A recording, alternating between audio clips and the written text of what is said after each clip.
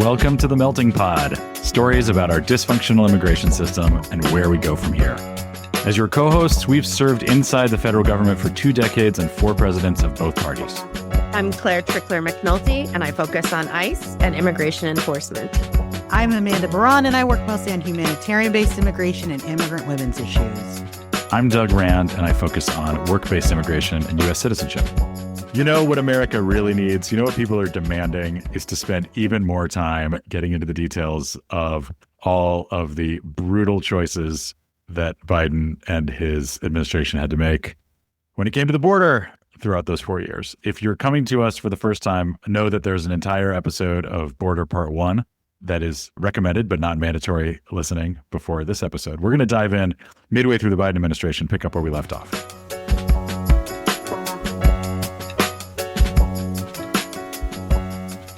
When we first started, did you have a chance to really tell your story in terms of like everything you did before starting government?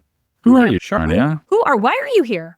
Still trying to figure that out every day, Doug. So yeah, hi, my name is Charanya Krishnaswami. I am a lawyer by training. I have worked primarily in the immigration policy space for over a decade. Started out as a litigator representing individuals in detention in Colorado, then moved out to California where I represented children in, asylum and other immigration court proceedings.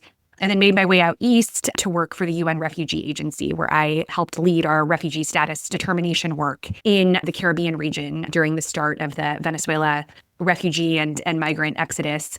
And then moved over to Amnesty International, where I did a lot of human rights research, documentation, reporting work related primarily to asylum in the Americas. And then joined the Biden administration in 2021 as counselor to the secretary at the Department of Homeland Security. That's my arc. I'm also an immigrant myself, came to the US when I was 7 years old. And so certainly that experience kind of animates how I view the issue and sort of look at the humans that are caught up in our tremendously complex, Byzantine, sometimes cruel, but sometimes very hopeful immigration system. So I want to read a quote from a Matt Yglesias newsletter on Substack.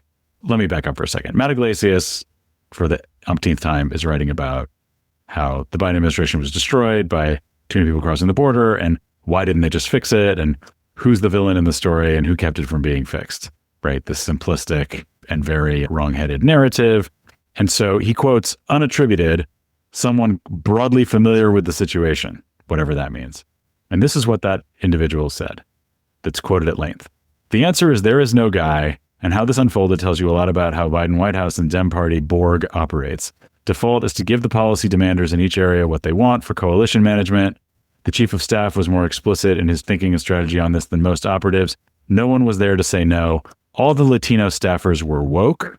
There was no real immigration person in the early days. They tried to blame Becerra months later, but he was going through confirmation and would never be a major player in White House decision-making.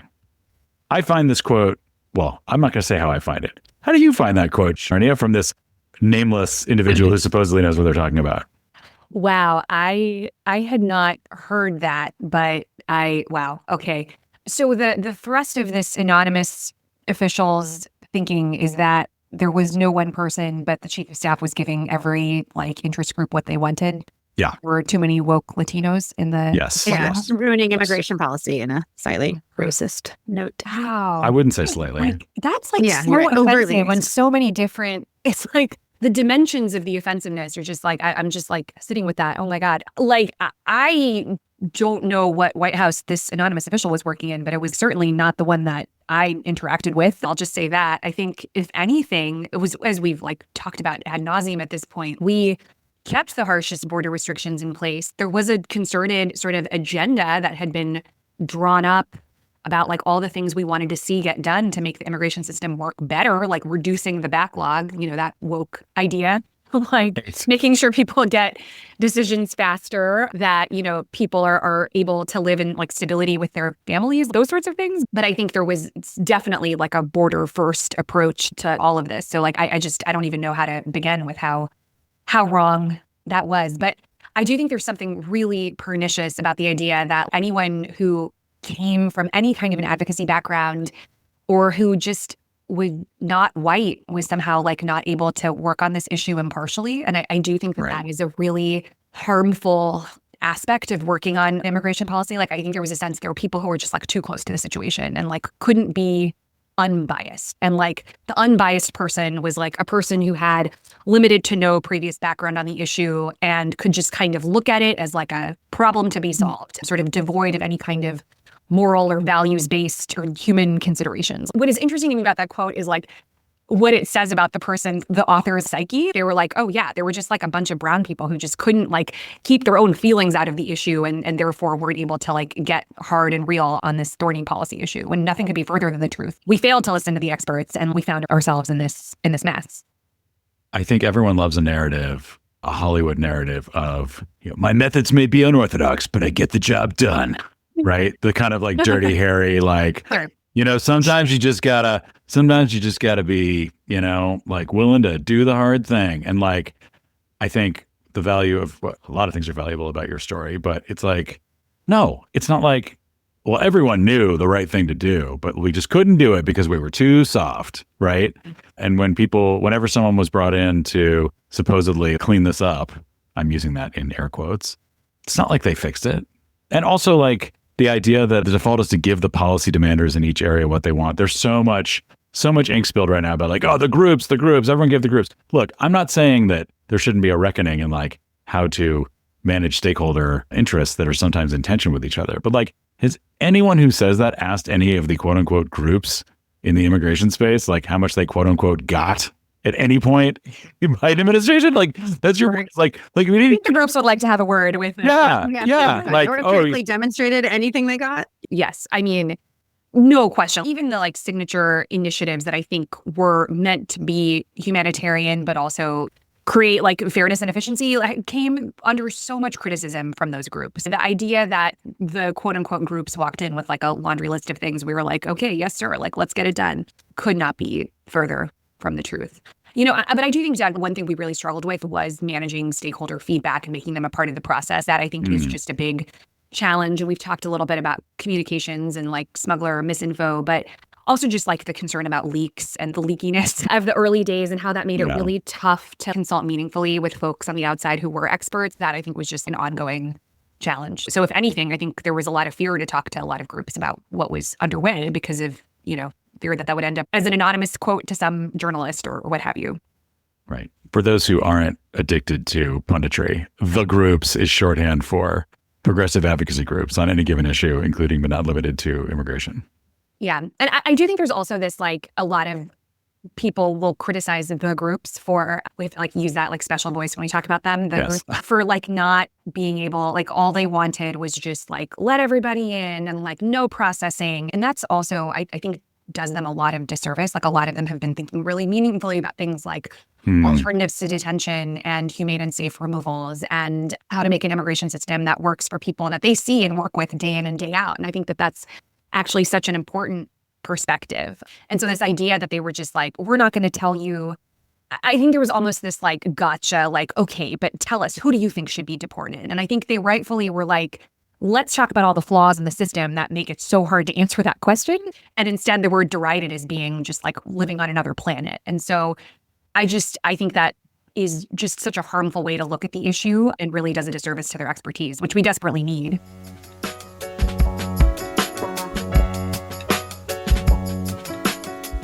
So Charanya, when we left off, we were talking about Title 42, we were talking about parole and all of these things. And, the timeline can get kind of muddied. But I was wondering, once Title 42 was ready to be lifted in the spring of 2023, can you talk a little bit about what was the vision and what was the plan and like what did the Biden administration do? Yeah, absolutely. So at this point, Title 42 has now been in place for nearly 2.5 years, right? This major border restriction, probably the signature border restriction of the Trump administration. And we're finally poised to lift it. And I think there were, very real fears that there would be suddenly numbers increasing at the border more than we'd ever seen. And so there was a concerted plan put in place that was twofold. It sort of combined a set of narrow, quote unquote, lawful pathways with a pretty strict asylum restriction that mirrored a Trump-era asylum restriction, the transit ban, which we talked a little bit about, basically saying that anybody who'd crossed through another country on their way to the U.S., that was a party to the Refugee Convention would be ineligible for asylum unless they met one of a narrow set of exceptions, or would be presumed ineligible for asylum, I should say.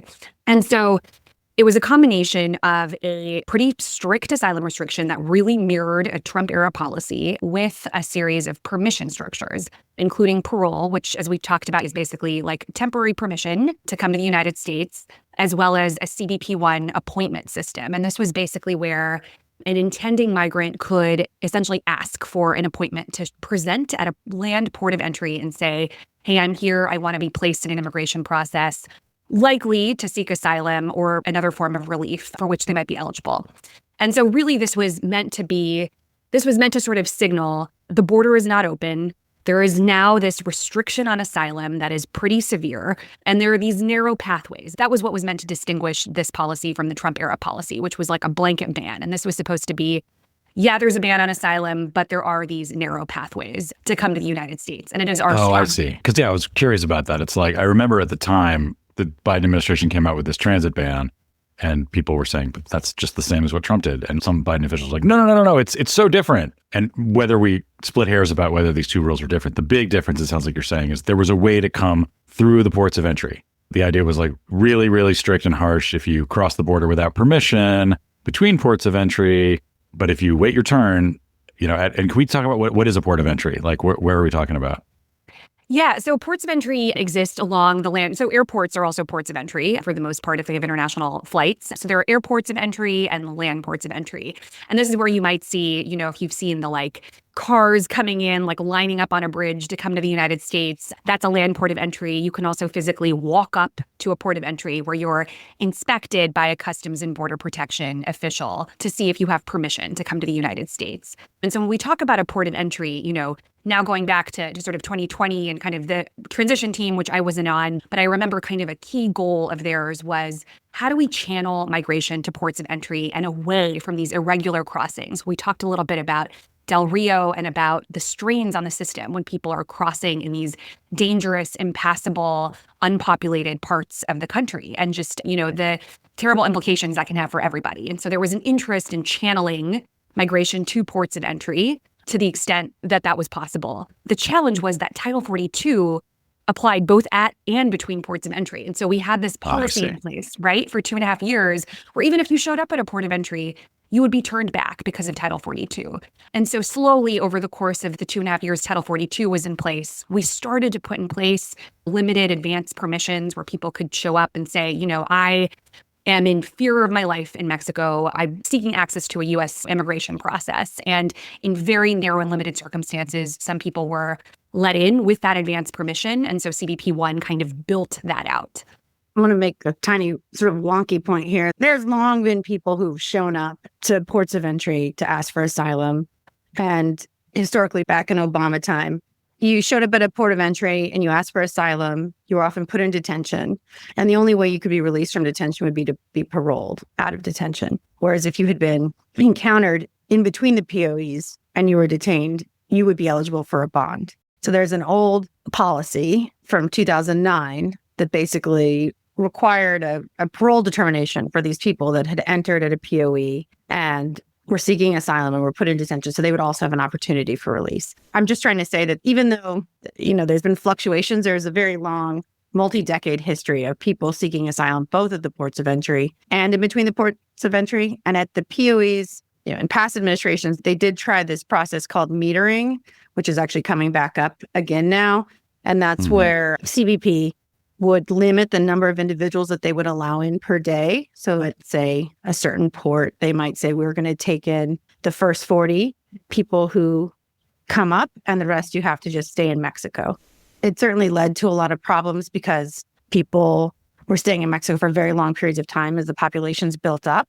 I believe there was a court case that said you can't do metering.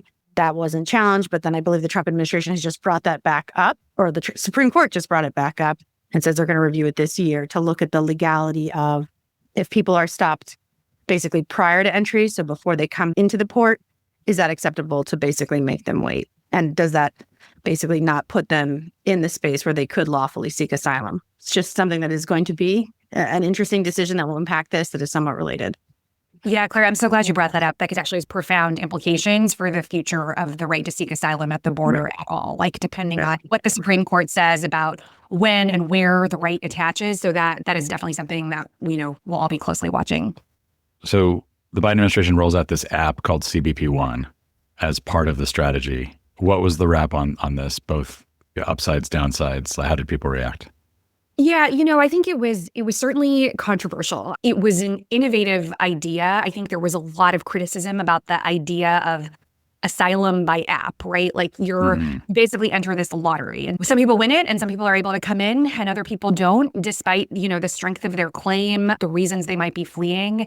And so there was a lot of criticism. There was a lot of criticism about, potential racial and cultural biases, concerns about the app not functioning. It was really challenging. At the same time, it did open up the ability for more people to seek protection at ports of entry where previously in the years past, like they functionally were not able to do that. So, I think it was definitely controversial, but unlocked, I think, some innovations that could be built upon. So what you saw, Amanda, returning to your original question, was this kind of like carrot and stick model. So the asylum restriction was called circumvention of lawful pathways. And the thinking was basically, you're circumventing a lawful pathway if you come to the border and seek asylum. The challenge here, as we all know, is that the right to asylum is enshrined in law, historically has been interpreted to apply at and between ports of entry. And we were seeing, the Biden administration now putting this restriction on the right to seek asylum based on how a person came to the border, which historically, has not held up in court. The Trump administration had tried similar measures. Those had been struck down. But the thinking here, Doug, to your point about how the Biden administration differentiated this was we do have lawful pathways. We've put them in place. There are parole processes, parole for Venezuelans, soon for Cubans, Haitians, and Nicaraguans. There was the CBP1 process. There were a lot of efforts to step up processing in the region and to give people the ability to seek asylum or refugee status, in countries closer to home. So that was all kind of unrolling at the same time. But I think a key criticism was, A, asylum is a lawful pathway. It has been, it's protected in statute. And B, the existence of these other lawful pathways are limited, insufficient. Many of them required having valid legal documentation. In Venezuela, the passport office was basically non-functional. So what would you do if you didn't have legal documentation saying that you were Venezuelan? So there were all these kinds of practical problems that I think caused this whole regime to face a lot of criticism. And then I think there was also just this sense of we moved away from like a rights-based, values-based, morals-based frame towards this kind of permission structure where it was like how you came mattered more than why you were coming. That's the real shift I think we saw starting in 2023. Sort of just like metering, right? Certain numbers of people are getting in. In CBP1, it was sort of a lottery, right? CHNV, it's sort of like, are you connected to somebody? And I guess I do think, Charanya, that point is very important, that like, it wasn't the people who had the most need. It was not the people who were organized necessarily along kind of humanitarian grounds. It was sort of those who were able to navigate these new systems or were eligible for these new systems. Claire, can you talk about how this was received within ICE and within the enforcement circle? I know, Charanya talked about how it was received maybe by advocates, but was this something that folks were excited about, or did they see from their perspective hope that there would be more enforcement? I don't think that they were seen as broadly positive. I think it was more in some ways pragmatic. I mean, I'll tell you from probably many at ICE, the reason that the populations were chosen, Cubans, Haitians, Nicaraguans, and Venezuelans, was solely because we don't have the ability to remove them at scale. And so it was more operational, right? That these individuals were coming in. We knew they were coming in. And since they couldn't be removed, this was sort of like a Band-Aid the administration was putting on that problem. I will say that probably most people in the enforcement circles thought it was just going to be a pull factor and that creating these was just going to massively incentivize crossings. It feels like sometimes that everything is a pull factor, right? Like any good immigration policy decision that we tried to make, there would be somebody inside the administration just arguing, well, that's going to be a pull factor. I mean, then how do you actually make immigration policy? No, I think that's exactly right. And we were talking about how the metric of success seemed to be border numbers above all else. And that like eclipsed all of immigration policy. So anything that was seen as permissive generous, offering a lifeline, offering a pathway was seen as a pull factor. And it was judged against that standard and against that metric. And that made it so that any kind of an affirmative immigration policymaking was immediately stymied. And Claire, to your good point, there was also this really pernicious narrative that took hold in right-wing circles that the Biden administration was basically, quote unquote, laundering illegal migration. Because to Claire's point, if the thinking was, well, if they come irregularly, we're not going to be able to remove them because we don't have diplomatic relations with their countries. So let's just offer them a lawful pathway to come. And if that is the justification, then that lends credence to these narratives that these are people who, we just couldn't remove. So we're going to give them a way to come lawfully, as opposed to saying, like, these are people. And it's not to say that the Biden administration didn't talk about this and like the Federal Register notices. Right. The widely read Federal Register notices that are going viral all the time. Turning Federal Register notices. Yeah. The TikTok dance that is the Federal Register. Check the episode notes, folks, for a upcoming TikTok dance. Contest soon to be announced. But, we did talk about them. But again, Amanda, to your great point about the pull factor, like if we were to legitimate, to sort of talk about why people were coming and why these were valid reasons to flee, that itself could be construed as a pull factor. And so we really hemmed ourselves in our inability to kind of legitimize and talk about and get the public to understand, wow, these are people who are fleeing historic crises, and migration is on the rise around the world, not just here. We are dealing with but a fraction of what is a global challenge. And, we were really not able to do that because we were so focused on border numbers not going up and us not doing anything that could cause those numbers to tick up. And this might not be the right time, but I think you hit a note on this before about how Americans can center ourselves in migration narratives. And certainly with the Venezuelans, I don't think there's a lot of public awareness of how much other countries absorbed, far above and beyond the numbers that came to the United States. Yes, there was a huge migratory outflow, but there are a lot of other countries that took in far more Venezuelan migrants than the United States. Absolutely. And who didn't go nearly as bananas politically as we did, even though on a per capita basis, they were accepting a lot more Venezuelan migrants. But that's a whole other story. Maybe we shouldn't follow that rabbit hole. It's good for another episode, though. The world is bigger than just us. What I wanted to ask is, Charanya, so it's 2023. Title 42 is lifted. We've got, if you want to cross through a land border, you got to wait your turn on this CBP1 app. If you happen to be from these 4 countries that we don't have diplomatic relations with, you can find a U.S. sponsor and get on a plane, but only, $30,000 a month because of some deal with Mexico. In order for Mexico to take back the people who are going to be sent back from the land border who are crossing irregularly, we made this commitment to take in a certain number of Venezuelans, then subsequently Cubans, Haitians, and Nicaraguans. So that was because the Venezuela process predated the lifting of Title 42. Right. One other thing, there were these family reunification parole processes also. So I know, I hope that's a conversation for an entirely different episode, just the family reunification backlog and boondoggle and all the things that are wrong with that process. But people often wait for decades to reunify with family members in the U.S. And so the Obama administration had put in place a limited family reunification process for Haitians and Cubans who had family members in the United States and approved family petitions. And we extended that to Central America. That was an important, I think, pathway as well that came to be. So wasn't there a moment after all these things occurred kind of all at once that it looked like, quote unquote, the numbers were going down and people in the administration were very pleased with themselves? Yes, absolutely. You can look at press releases from the time, but I think in particular what people were very excited about was that migration from the countries in question were the sort of quote unquote problem countries like Venezuela, Nicaragua, Haiti, Cuba, countries where, or I should say not Haiti because we do have diplomatic relations with Haiti, but countries where we had set up a sort of permission structure. We saw migration from those countries to the border, irregular migration, plunge. And so that, I think, was very, very exciting to folks because it showed that when you have sort of a demand and you offer a pathway, people will take the pathway and not continue to take the irregular journey. And that was, I think, a very exciting time for policymakers, but it did not last. What happened?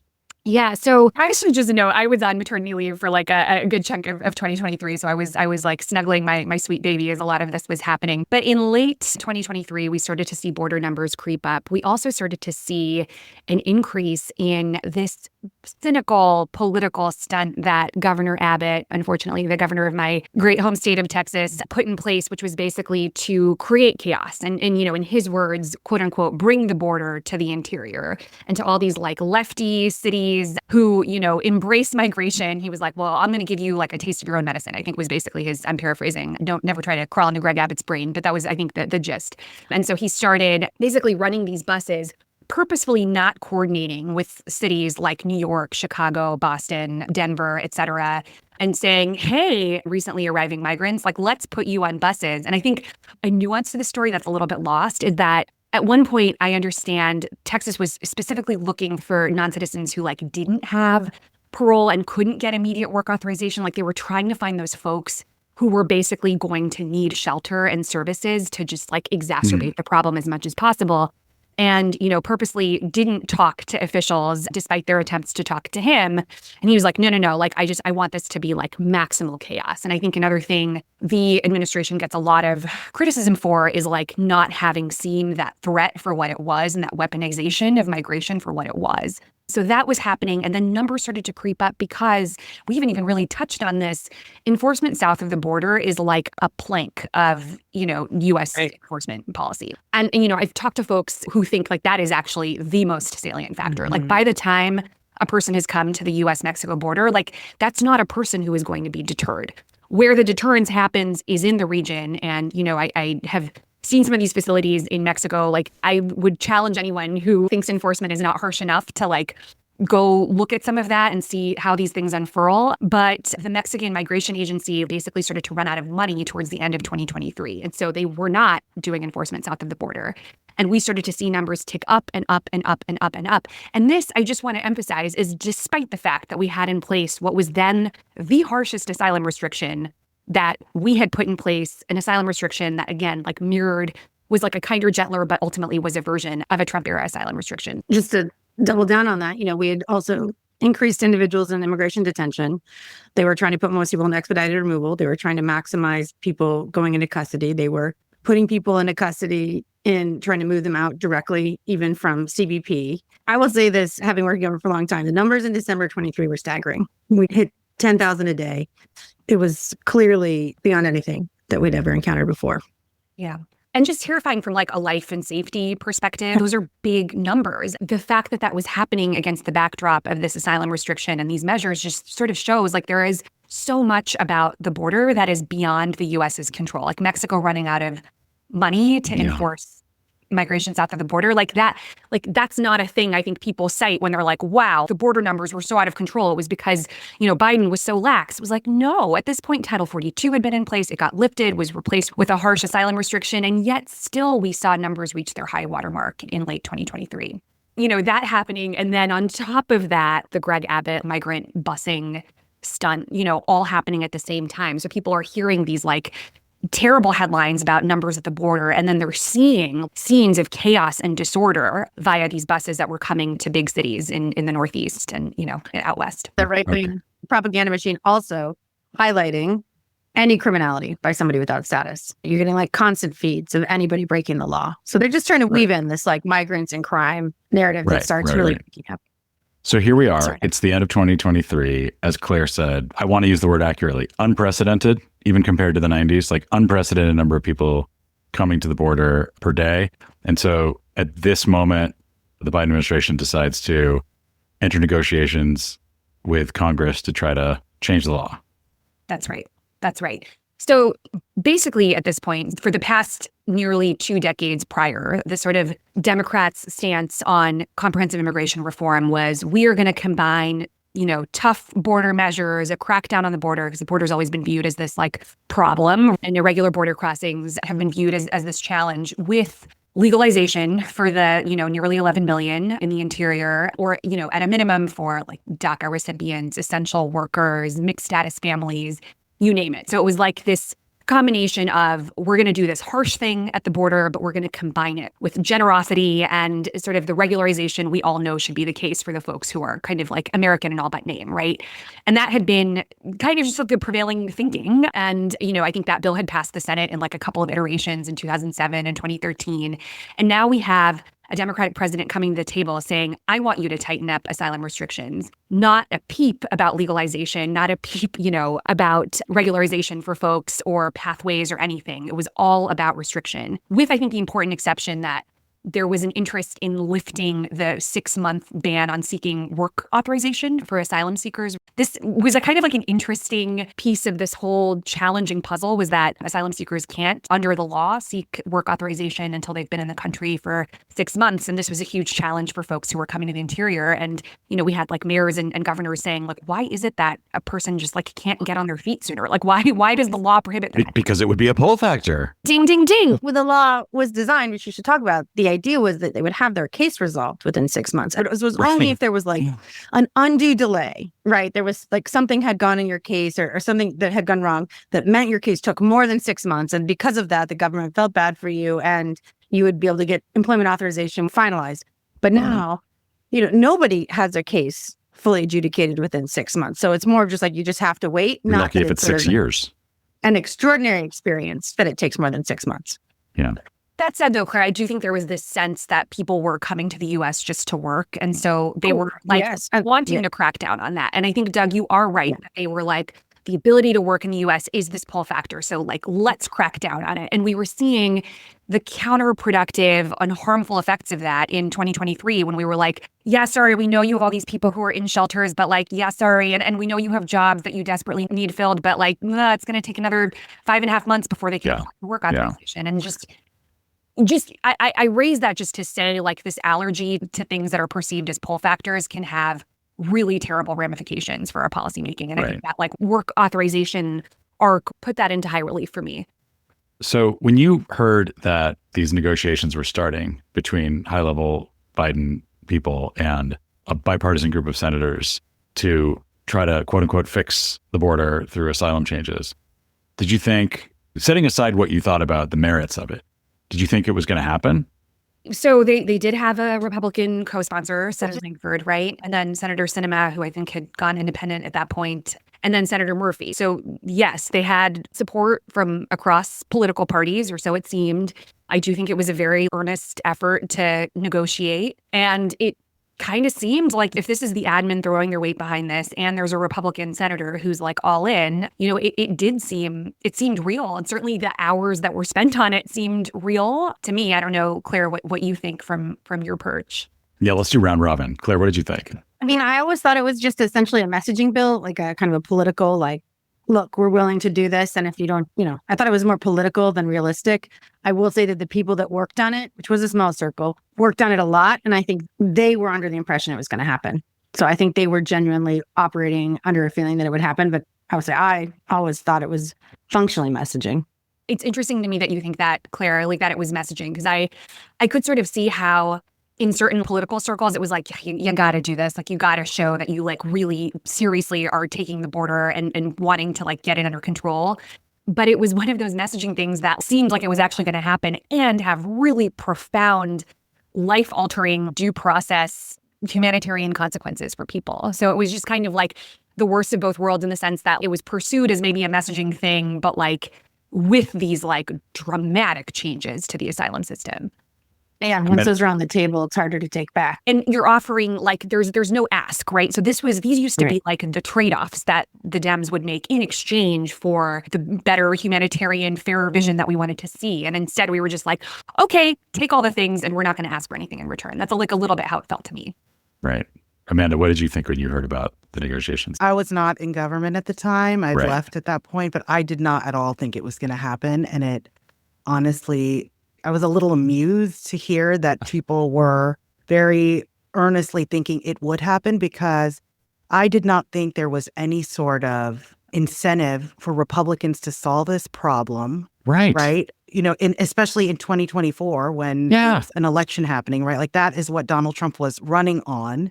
And then I heard, a theory was that the Democrats didn't think it was going to happen either, but they wanted Donald Trump to tank it so then they could say like, aha, we tried and he came and tanked it. And I thought, who in the American public is really following legislation this closely that this is going to resonate with them? Oh, it's the tens of millions of people who watch C-SPAN on a daily basis. Exactly. The key C-SPAN voter. when they're tearing themselves away from federal register notices. I think this was crazy. I was like, this is the political strategy. And Yeah. it happened. Yeah. Exactly what I thought was going to happen was that Donald Trump was like, no way. And then it all fell apart. And the fact that folks were so surprised and shocked and then tried to use it as some sort of talking point, right, in the election is saying, like, well, we tried to do this border bill. I was like, did we read the border bill? I mean, exactly like Charanya said, those are all the trade-offs that we were going to give. And now they're on the table as something that Democrats support, which, like Claire and Charanya both said, like, that's going to be the starting point for like another negotiation. And that to me, it felt like political malpractice, to be quite honest. Yep. What did you think? I thought, I don't understand. I assume that the powerful people spending all this time negotiating in good faith aren't delusional, but these negotiations are bound to fail. I mean, like, what's the best that can happen? So one Republican senator is like, I made a deal, and that's going to suddenly flip Senate leadership on the Republican side and pass the House. Like, it just seemed ludicrous. And like, it's like Lucy and Charlie Brown in the football. Like, we've been here a million 100%. times, a million other, like, I did not understand why when the clock was ticking, right? Like, just from a purely just cynical, like, the numbers are going up. It's a political crisis. It's an election year. Why would you burn months and months on a negotiation that you knew was going to fail? Especially when the backstop after that, which now we're going to talk about, was like a full-scale asylum ban in June, just a few months before the election. So, Charanya, can you talk about those negotiations internally, right? But like, why? I will try to speak for a normal American who, I think you can divide normal news watching Americans into two camps. If you talk to somebody about like, is the border quiet? Who fixed the border? I think a lot of people are like, well, Trump fixed the border because it's so quiet now. And some people who know a little bit more are like, well, Biden fixed the border, but it was too late. And if he could do it in June 2024, why didn't he do it months, years earlier? Exactly. So how would you respond to that? Yeah, I mean, I would first want to say, like, I think those are the same people who were like, he was too lax at the border. Yeah. It would just like them to really contend with the policies that were in place from day one of the Biden administration. Absolutely. Title 42, circumvention of lawful pathways, and an asylum ban. And then finally, like, this border proclamation, which, mind you, and Amanda brought this up when we last talked, but like, litigation challenged, Right. there was litigation challenging like all of Trump's attempts to do similar things. They were largely successful, meaning the litigants were largely successful challenging the policies because they ran contrary to the statute and to the right to seek asylum. And so I think that was also an animating question, right? Like, how do you put into place these restrictions, similar versions of which have been tried before and struck down by the courts, and the chaos and instability that creates. So it wasn't the case that it was this like tabula rasa, and then Biden in 2024 was like, okay, now I declare, I've seen enough. The border's closed. Like that's like not at all what happened. And that's such a simplistic retelling and just an inaccurate retelling that will lead us to make the same mistakes over again. That's why I think it's just really important to set the record straight. I'm going to say devil's advocate. The numbers went down dramatically after Biden issued this proclamation saying, when numbers of crossings get to a certain level, we basically end asylum processing. Why did that happen? Right. So what it was basically, I think the key change in 2024 was historically, to respect the right to seek asylum at the border, people are asked affirmatively before they're sent back, do you have a fear of return? And if they say yes, then they're put in the screening process that we talked about when we last talked. This proclamation made it so that it would be like a manifestation of fear. So a person would basically have to walk up to like an armed, uniformed agent and say, hey, I'm afraid. They'd have to be understood, and then they'd have to be put into that process using like higher thresholds and all of that. The shout test. And it's what's used at sea in maritime interdictions, which was, a big deal with Haitian maritime interdictions in the 90s. And it's still today, but like it sort of like there's a case that reached the Supreme Court and all of that. But it's important to remember it wasn't just the proclamation, right? Like there was also a series of measures that were taken. Like we talked about Mexico running out of money to enforce the border. And how, the agency got new money in January. There were intense... the Mexican agency.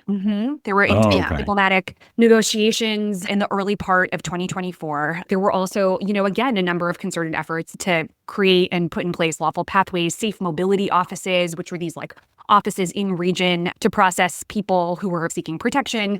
And so it wasn't just like the one thing. And I think that's really important to remember. And it also wasn't the case that like numbers change from day to night. It was like a series of measures that had taken place throughout 2024, culminating in the proclamation. And then, yes, we did see a decline in border numbers after that. That is true. And we Stayed didn't low get sued. through the inauguration. We did get sued. We got sued on the proclamation? We did get sued. So are you saying that the major factor in bringing the numbers down was Mexico getting money and ramping up enforcement and preventing people from getting to the U.S.-Mexico border in the first place? I think that's a critical piece of the puzzle. I don't think it was the proclamation alone. I don't know that the proclamation had no effect. Like, I could certainly see, like, we're seeing now that border numbers are, at historic lows, while like masked men are kidnapping people in the streets and people are being sent to this like due process hellhole that is CCOT. It's not to say that those don't have a deterrent effect, but they also come at like a significant human cost. And so I think it is simplistic to say border was open for 3 years. It was finally closed in 24 and then numbers went down. Like, that's not the story. But, truthfully, to your point, Doug, like, this was a restriction that was, it was put in place in June 2024. So we basically have like 6 months of data before we left office. And then, like a whole new set of characters came to town, right? And so I'd be curious to know, like, what would that have looked like had Dems remained in power, had they kept securing the border? I feel like we don't know the counterfactual. And that's something I'm just curious to know if folks have thought about. Well, Charanya, I just want to touch really quickly on what you had said about the significant human cost. And I don't want us to be distracted from the significant human cost, because I do think that is something when we talk about the border and we're talking about numbers, we're forgetting that there are people attached to these numbers. And what is happening to these people who are leaving countries for very, important reasons, seeking a better life? All of these policies may be putting into place sticks or carrots or whatever, but what is the human cost?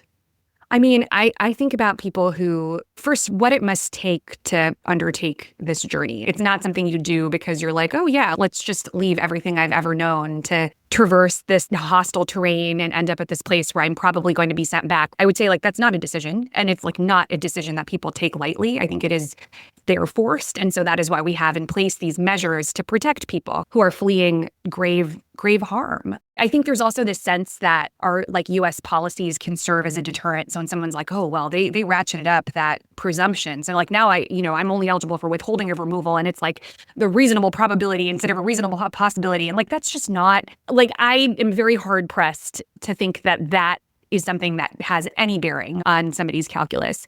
That said, and I don't know that we've touched on this all that much, but I do think the like disinformation and the smuggling networks, this is like, it's on a whole nother level. It is light years away from the challenges that folks were contending with like in the 90s and early 2000s. Like, I do think misinformation can spread like wildfire. People can make false promises that can induce people to come. Like, I do actually think that that's real. And the challenge there is that meant that anything we did that seemed like nice or humanitarian was like, oh, like, how can a smuggler like misuse this? And it's like that we can't be making our policy for like the smugglers and the haters. Like, we have to have an affirmative vision and then like figure out its guardrails, right?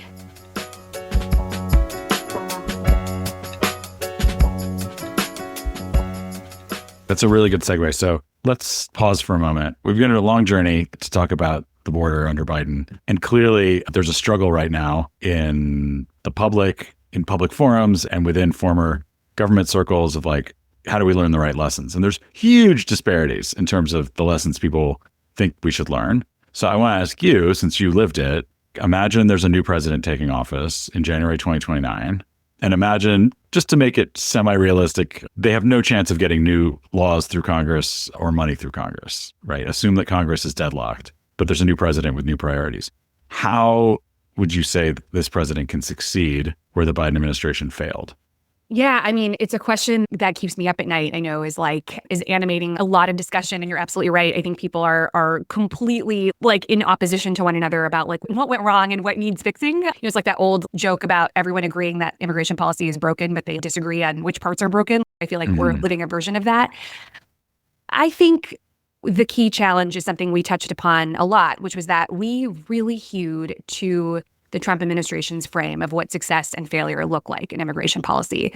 I just started making this joke about how one side's policy is build the wall and our side's policy is like, no, it's like a nuanced and interlocking set of like policy priorities. And like, that's just never going to win the day. I don't even think that would, maybe somebody in DC would have that on a bumper sticker, but like nowhere else. But all that is to say, I think when we allowed ourselves to be like dragged into this framing of border numbers up, bad, border numbers down, good. All that is to say, the idea that like border numbers creeping up were like that was a policy failure and we needed to address that. We had no vision beyond that. I think we did, like on day one, we came in with like an affirmative set of policy priorities. We were excited about them. We were going to restore humanity and order and fairness to the immigration system.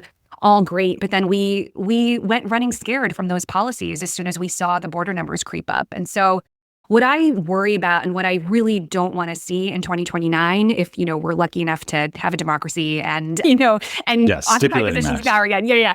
Caveats aside, I don't want to see some pundit saying, man, maybe they shouldn't have backed off on those National Guard deployments so fast, or like unmask those ICE agents, or, maybe we were just like a touch too, harsh on white supremacy. It's like, no, like we need to come in with our own affirmative vision of what immigration policy should look like and make the case for why it is important to democracy, why it is important to protect people seeking safety. I think what we really lacked was an affirmative vision to work towards other than let's get those border numbers down.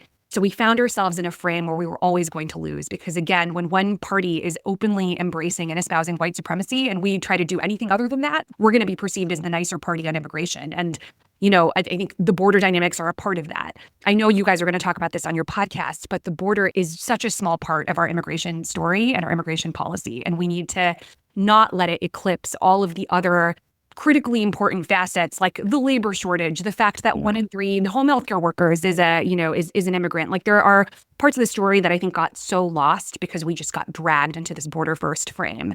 And so I think we really need to make a concerted effort to move away from that. And we do that by espousing an affirmative policy and not being afraid to talk about the issue, which we were, again, because of this like fear that any day immigration was in the news, we were going to be seen as nice and, worried about pull factors, right? I mean, you won't find anyone more pissed off about all the good things we didn't do out of fear of border issues than me. All three of us. Okay, sorry. We're probably on an equal footing there. I'll race you. But I do want to make sure that I think a lot of our listeners are still going to be wondering, like, okay, that sounds great to have an affirming vision, but let's be real.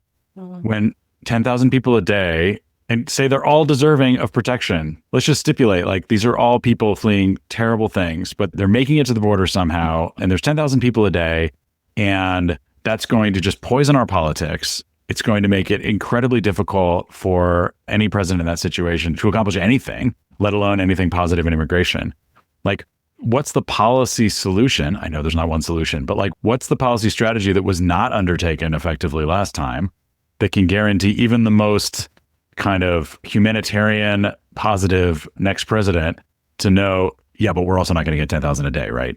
Because that's got to be going through people's minds. Yeah, it scares me, right? Because if we present ourselves in opposition to a party that's like wanting to kidnap people and disappear them to like gulags in El Salvador, I hope we will have a policy platform that is nicer than that. And I worry that because we do, people will say, well, you guys just seemed a little too nice. The vibes were a little too nice. And so now we have this problem at the border.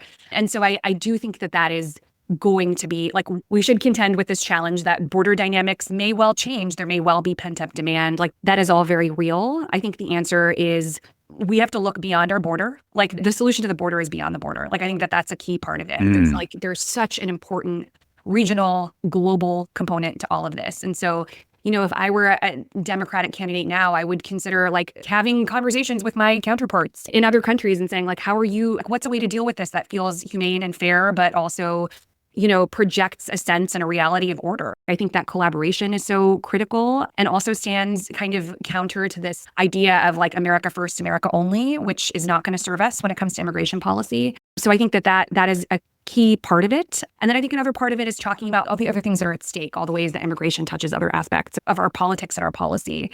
I don't think there's a single silver bullet answer. And I do think we just need to be really honest about that. There isn't, and there won't be. And if we do, we overemphasize, inaccurately the role of U.S. policy in migration factors, which just go far beyond our borders. And so that would be where I would start. And then I think another thing and this is like getting more tactical, but I think about all the like infrastructure and like the muscle that was lost when we just started expelling people in the wake of Title 42 in 2020 and how we had to rebuild all of that. That has to be a priority on day one. How do we set up processing to make things, fair and orderly and not chaotic? And the same goes for like the interior city stuff. Like I think we did have a plan in place to have like a concerted interior relocation effort to help relieve pressure from these folks. And Clara's just like putting her head in her hands right now.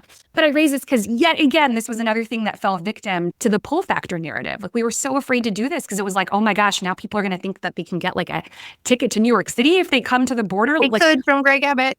Well, right. And then in the most like chaotic and public and cynical way, or we can do it in a way that makes migration work for cities and states in the interior. So I think there's a tactical element to it, a planning element, but then there's also just kind of just like a slant. How do we talk about this and how do we like minimize the impact of the border on our immigration policy and stop pretending that border policy starts at the border, because it doesn't.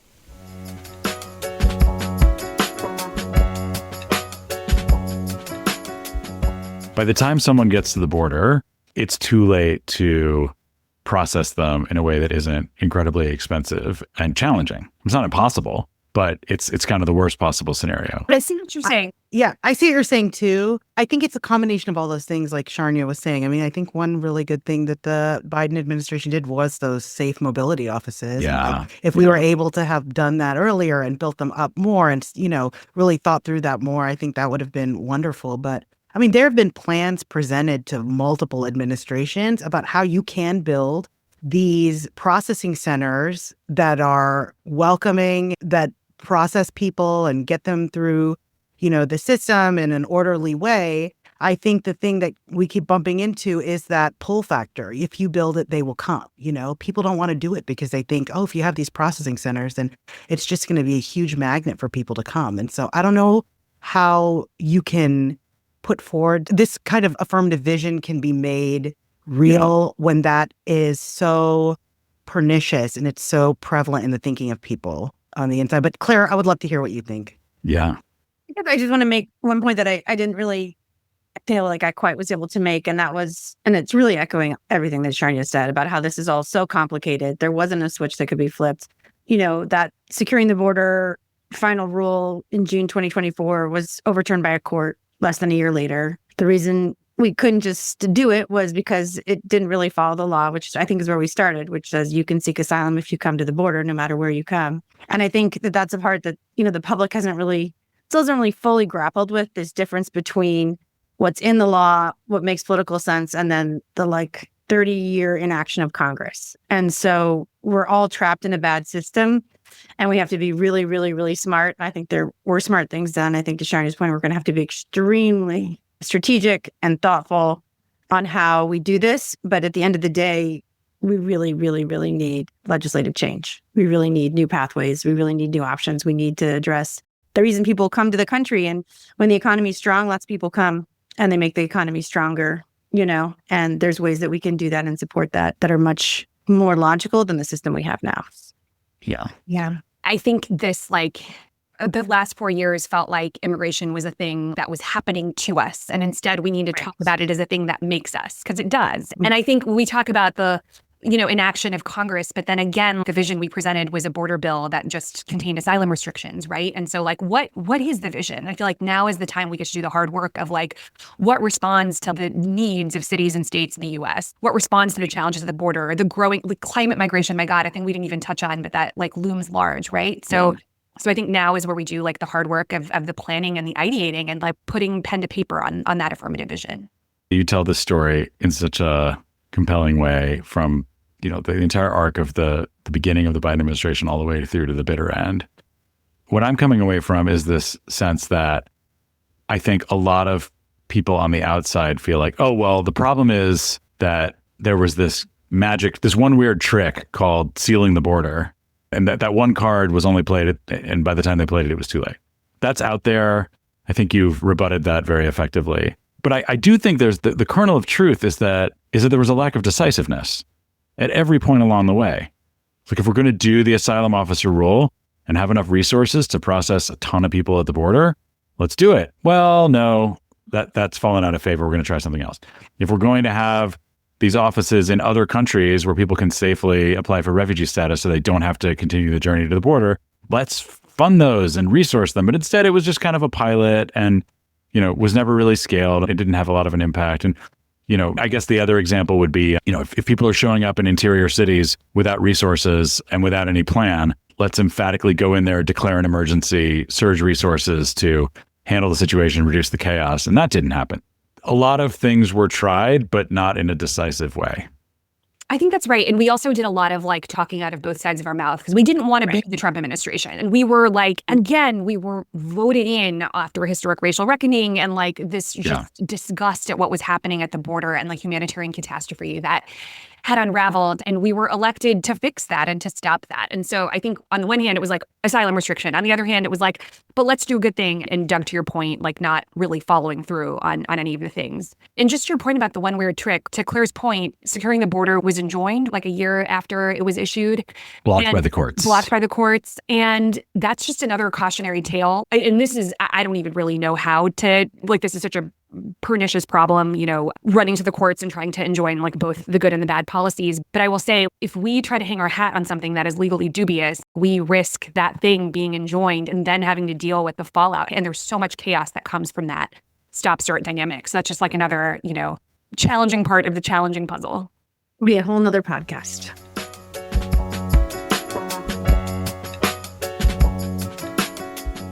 I can imagine someone listening and still thinking okay, maybe we have a better sense of how difficult it is to solve a complex problem within an administration that's not completely bananas in terms of breaking the law all the time. An administration acting in good faith is caught between a rock and a hard place every single day, right? I mean, you've got things you'd like to do that the courts are going to block. And let's be clear, everything you do could be blocked by liberal courts in blue districts or could be blocked by conservative courts in red districts. I mean, you really are between a rock and a hard place in terms of anything you do potentially getting struck down within weeks or months. You don't control what other countries do. You can't predict whether your negotiations with other heads of state on enforcement or other more affirmative relief is actually going to work. So there's an unpredictability element. If I hear somebody saying okay, I get it's unpredictable. I get you can't count on Congress. I get that you're going to be sued 6 ways from Sunday, but you're still in charge and people do not want to see chaos. So what is the 5-point plan? I'll give you that it's not a 1-point plan, but what is the 5-point plan where we don't have to deal with this again? By this meaning the perception and reality of chaos. Yeah, well, I think a part of it, so the 5-point plan, I would say, a part of it is regional diplomacy. We have to be on good terms with our regional partners. I think that's a really important and overlooked aspect. But what I worry about is when we lean too much on that, we become so dependent on them that they're well, I could just, stop enforcing tomorrow and then you'd have a major challenge on your hands. Right. So it can't just be that, but that does have to be a part of it. I think the pathways are another key part. I do think that there were, and I feel this has largely been critical of kind of the vision and mission, but I do think there were some really important tools that were unlocked. And one of them is a permission-based structure that did cause irregular migration to drop from certain countries. So how do we build that out and expand on it? Because that was never available for the other countries. It was 4 countries, 4 and change, had these lawful pathways with a U.S. sponsor to get on a plane and not undertake a land journey. But that was never available to people from most countries. And people were starting to come in from crazy far away, right? Towards the end of the administration. People were getting on planes from China, from sub-Saharan Africa, seeking freedom and seeking safety. And they were able to fly into Peru or Nicaragua and then undertake the land journey. And we have no control over that, right? But that was based on Peruvian government's visa policies in terms of whether you can get on a plane. Right. And then all of a sudden new airplane routes being created from point A to point B could then have these unintended consequences at the border. So that is a part of it. And that I think just further underscores the point that border policy has to begin far beyond the border. So I think there's permission structures. I think there's real investment in standing up the safe mobility offices that we talked about, the regional processing centers. I think that has to be a part. You can do that without Congress, right? I want to emphasize that. I mean, we did. Yeah, we did. Same with the idea that we didn't really articulate who merits protection. And I do think that that's an important part of the story. What do you mean? Meaning, who is eligible for asylum on what basis? We obviously have the statutory grounds that are pretty vague and capacious and then have been subject to all kinds of interpretation. There's a seminal piece, Refugee Roulette, that talks about how two people with identical claims could be treated differently. Like one person could be granted asylum, another person could be denied just based on where they are in the country, because the law is largely set by federal courts of appeal on this issue. So that, I think, is another major challenge. And so having uniformity, clarity, and consistency in that, I think, would go a long way. And is that something you can do without Congress? Just clarify. Yeah, it's something we certainly tried to do. Tried. Can we drill down on this a second? This sounds really important. What does the statute say is the standard for humanitarian protection? And then what do you think a more helpfully specific definition would be? Yeah. In 30 seconds, please. Gentlemen, start your engine. So the statute says that an individual can be granted asylum if they fear persecution, which is a standard of just like serious harm, based on something fundamental about themselves that they cannot change, including their race, their religion, their nationality, their political opinion, and this is the ground that has been subject to the most debate, their membership in a particular social group. So one primary particular social group that's been thought of over the years is gender, right? So like if you're persecuted on account of your gender, which is something you can't change about yourself, or your gender identity, you could claim asylum on that ground, or seek asylum on that ground, I should say. Mm-hmm. And so that is what the statute says, and that is tethered to the sort of international definition of a refugee and the Refugee Convention and the protocol, which themselves were created in the wake of World War II. And so what we've tried to do for 20 plus years is explain what those grounds mean in a way that's clear and consistent, and have repeatedly been unable to do that. But I think clarity and consistency on that would go a very long way, because the fact of the matter is, we're talking about the brittle and outdated laws. There are few pathways to seek permanent protection here in the U.S. And so better explaining what those are and how those might apply to some, not all, but some of the people who are seeking protection here would, I think, be an important step. And then I think there's the processing reforms that we talked about. The asylum officer rule had a lot of promise. It wasn't fully implemented. It wasn't invested in. But I think the sort of faster processing reforms could go a really long way. This is maybe too far afield, but just looking at all the personnel changes across the federal government, including these agencies we care about so much, the recruitment of new people who care about, I don't know, I was thinking about that Homeland defenders posting and how the purpose is to root out fraud and deception and that sort of a thing, and kind of the, going after people who have a view on immigration policy that differs from the Trump administration's. That personnel challenge is going to be so acute. And that is, I think, something that we already need to start thinking about. Yeah. I don't know if that was 5. I think I gave you 5. That was the personnel challenge was just an additional thing I thought of, because I do think that was another challenge with the asylum officer rule, with a lot of policies that we were trying to implement. Right. And what I appreciate about your points is that, of course, Claire's right that Congress really is where the buck stops. But unfortunately, it's also true that we can't count on Congress doing anything in the near or even long-term future. Certainly not the next presidential administration. So I really appreciate the fact that many or all of the things you just mentioned are things that a president could do through executive action that are not instantly likely to get smacked down in the courts. You can negotiate with other countries. That's not going to get smacked down. That's clear foreign policy powers. You can issue regulations that define things more clearly. You can surge resources. There's a lot of this is operational. Better infrastructure. Yeah. You can right? change your hiring practices. Because, if it's not that menu of things, then we're kidding ourselves. Right. And then just communicating. How do we talk about this? How do we both kind of beat back the dark forces, i.e. smugglers and trafficking networks that do try to exploit changes in immigration policy? That's real. That's a challenge we got to contend with. And then more broadly, how do we seed an affirmative vision for this critically important issue with the public? I think that that's really important, because a lot of the policy can flow from the vision, but where there is no vision, it is really hard to make policy happen. Can I ask both of you a question? Could sound ignorant or it could sound snarky. I don't mean it either way. But does anybody know? Is there good research? When you're in the room arguing about whether something's a pull factor, or what's the impact of this policy going to be on people's decision to, uproot their lives and pay smugglers and all this stuff? Does anyone have any empirical evidence about what actually motivates people and what the cause and effect is? Or is it complete guesswork and just a theoretical argument? I have this distinct memory when we were talking, we were having really intense negotiations about the asylum officer rule. And somebody asked this very question. They were is there empirical proof about the backlog, the immigration court backlog being a pull factor, or the asylum backlog for that matter? And nobody was able to respond. And the response was just kind of like, yeah, like it's just like a commonly known fact. It stands to reason. It stands to reason. No, Yeah. literally.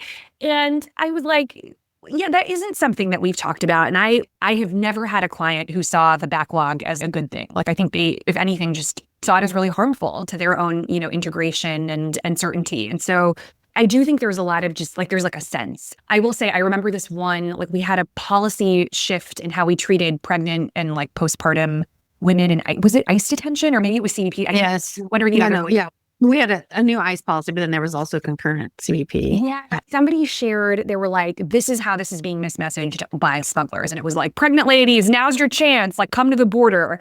And it was spreading like wildfire on some social media app. I can't remember which one. And this was presented to us as like proof positive that anytime you try to do anything nice, the smugglers are going to take advantage and we're going to see a rush at the border. And it is really hard to sort of push back against that. And so I think we started to, and I think this was like a good, like we started to do more like regional media, more Spanish language media, kind of like you're hearing a lot of myths, here are some facts, that kind of a thing. So I feel like there's ways to build on that. I would say that was kind of like the sum total of evidence that something was or wasn't a pull factor. Wow.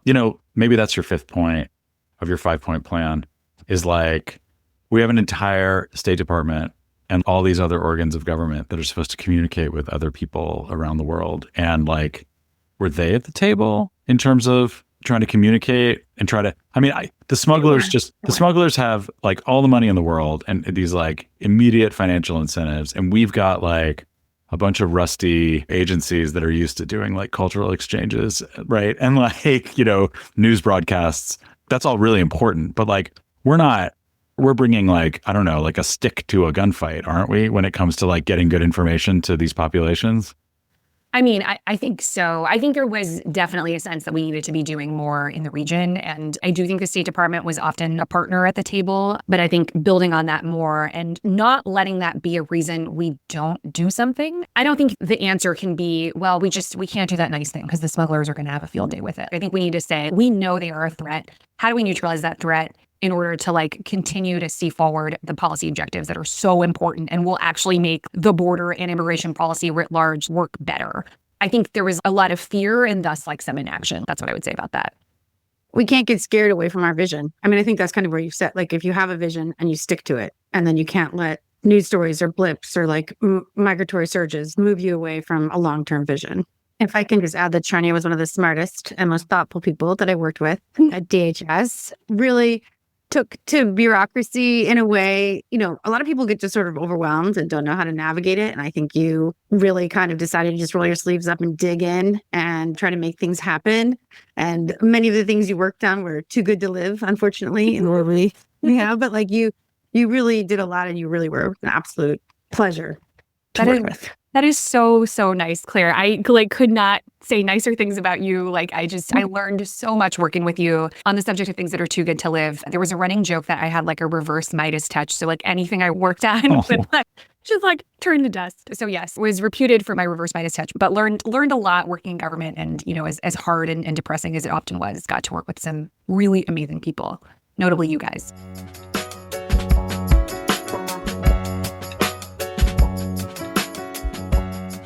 All right. I think that's a wrap, folks. Well, we set out to present the unvarnished truth about Biden and the border without obvious heroes and villains and in a way that wasn't incredibly excruciatingly boring. And I hope we pulled it off. I could listen to Charanya endlessly. She's just so smart. And that was such a wonderful conversation. It was refreshing. And I feel like I learned a lot looking back at all of that, especially like with her insight. So I'm really glad we dug through all of that again. And we ended up with a 5-point plan, right? It's not every day at the end of a podcast you get a credible 5-point plan for an immigration policy. So I'm happy about that. And the cool thing is we found so many other amazing people with incredible stories to tell that you're probably not going to hear anywhere else. So please do subscribe and you'll know before anyone else on your block when another amazing story of our immigration history is dropping. Thanks for melting down with us today. You can follow and subscribe to The Melting Pod wherever you get your podcasts. Our website is meltingpod.org, and you can find us on YouTube and Instagram. Drop us a line with any questions and let us know how we can improve the show. And you can check the show notes for organizations that are working hard to make our immigration system more sane and humane and that deserve your support. So until we melt again,